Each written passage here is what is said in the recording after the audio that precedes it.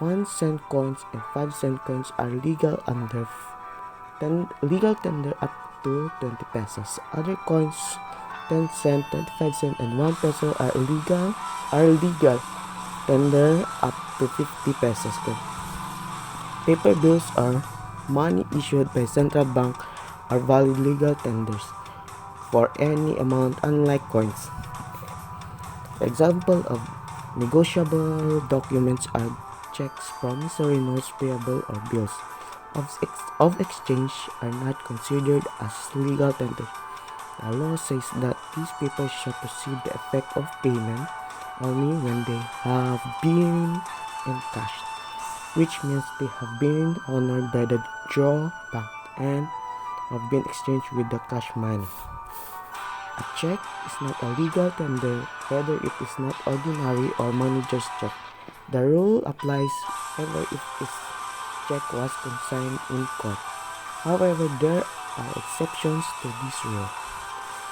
When the check was consigned in the court, which clerk of court endorsed to the provincial treasurer, in which then honored by the bank and credited to the treasurer's account.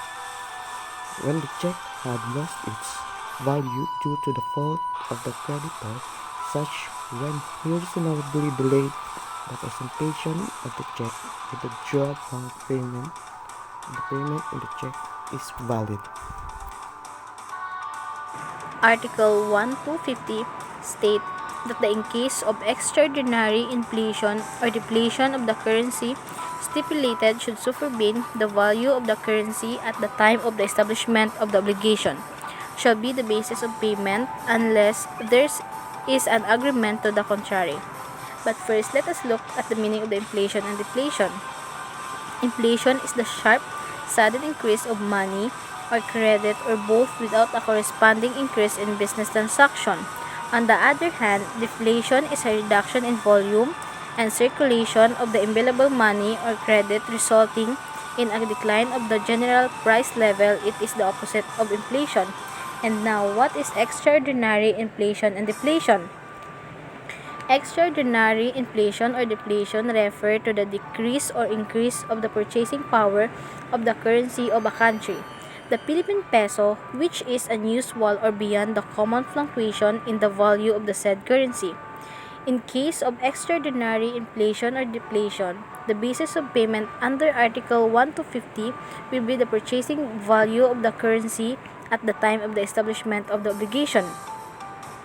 Example, if the price of oil goes from $75 a barrel to $100 a barrel, input prices for the business will increase and transportation costs for everyone will also increase.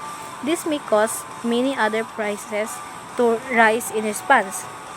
There is no agreement between the two in case of possible extraordinary inflation or deflation that might occur. The basis of payment shall be the equivalent of the purchasing value of the currency at the time for the establishment of the obligation.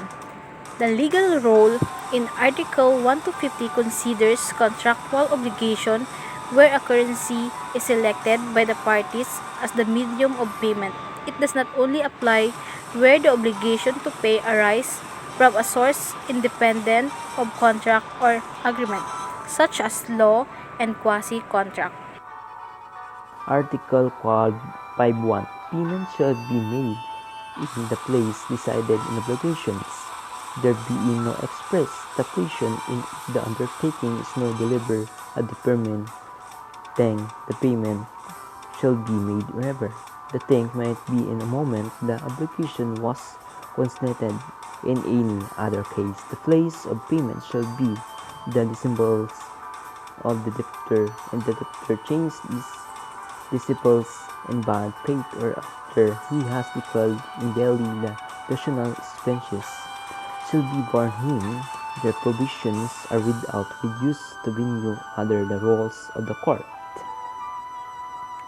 The place where obligation shall be paid.